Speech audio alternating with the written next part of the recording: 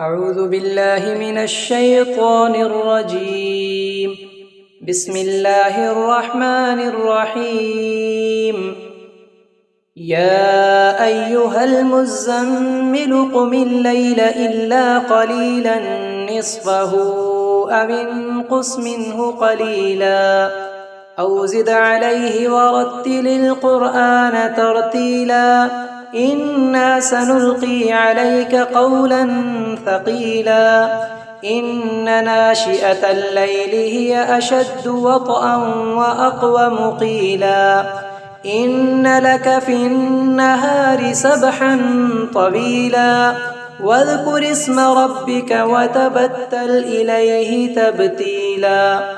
رب المشرق والمغرب لا إله إلا هو فاتخذه وكيلا واصبر على ما يقولون واهجرهم هجرا جميلا وذرني والمكذبين أولي النعمة ومهلهم قليلا إن لدينا أنكالا وجحيما وطعاما ذا غصة وعذابا أليما يوم ترجف الأرض والجبال وكانت الجبال كثيبا مهيلا إنا أرسلنا إليكم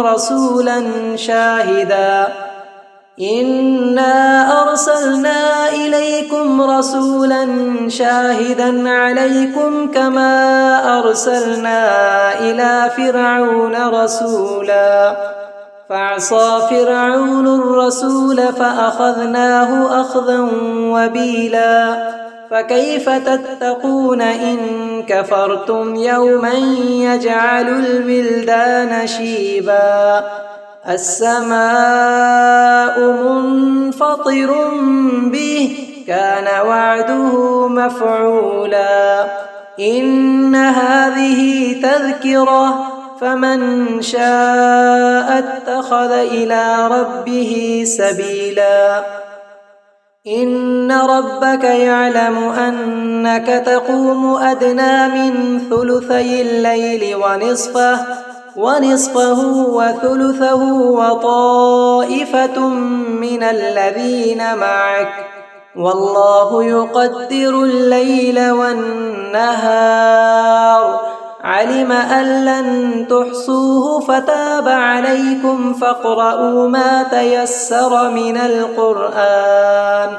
علم أن سيكون منكم مرضى وآخرون يضربون في الأرض يبتغون من